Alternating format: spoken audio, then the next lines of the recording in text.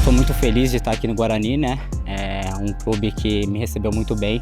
Graças a Deus deu certo de vir, algumas outras oportunidades não deu, mas graças a Deus estou aqui agora. Ansioso para poder encontrar o pessoal aí, a nação, e se Deus quiser vamos conseguir os objetivos do clube.